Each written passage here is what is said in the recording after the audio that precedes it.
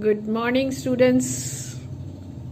Once again, I'm connecting with you to deal with your second poem, Fire and Ice. The text, which is the second poem from the textbook First Flight, recommended for class 10th.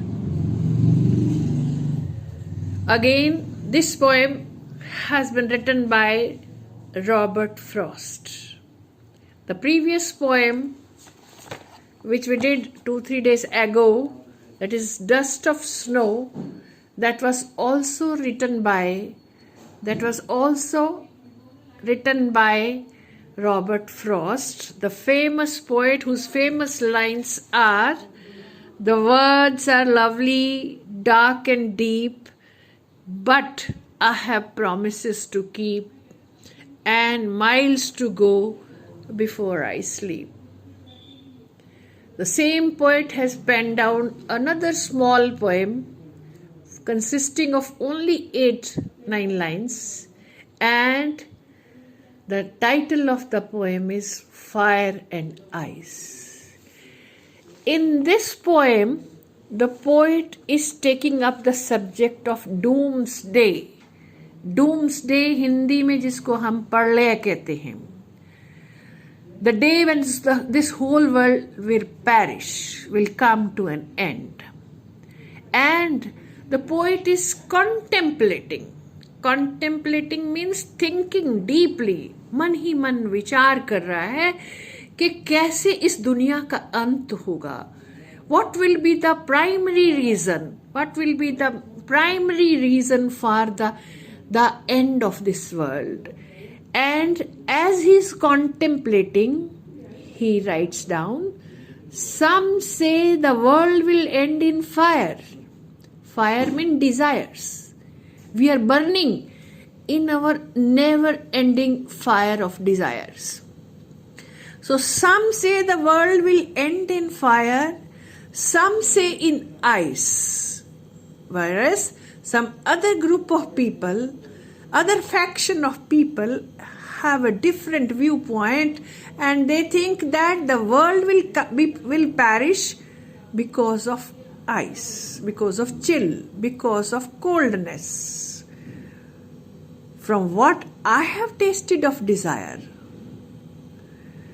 But the poet expresses his personal opinion here. He says, as far as I have tasted or experienced the never-ending desires, and then I have framed an opinion of mine, I hold with those who favor fire.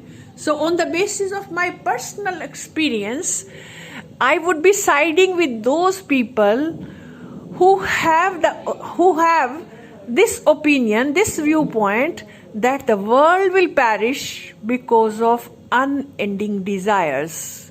They are just like a fire which will just destroy everything and the world will perish.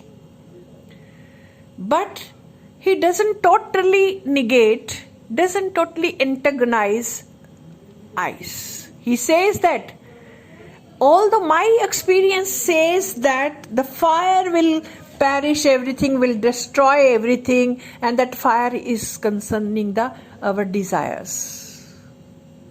But he says, if it had to perish twice, I think I know enough of hate to say that for destruction, ice is also great and would suffice.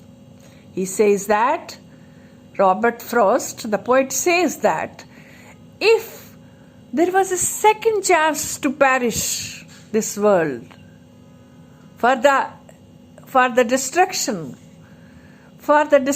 of this world, if a second chance was offered, then it would be the ice. Then it would be the ice, meaning symbolizing the coldness of relationships, hatred which we hold for our fellow beings. So this hatred will kill us, this jealousy will kill us, and the coldness of relations will perish the entire world. will exhume the entire world.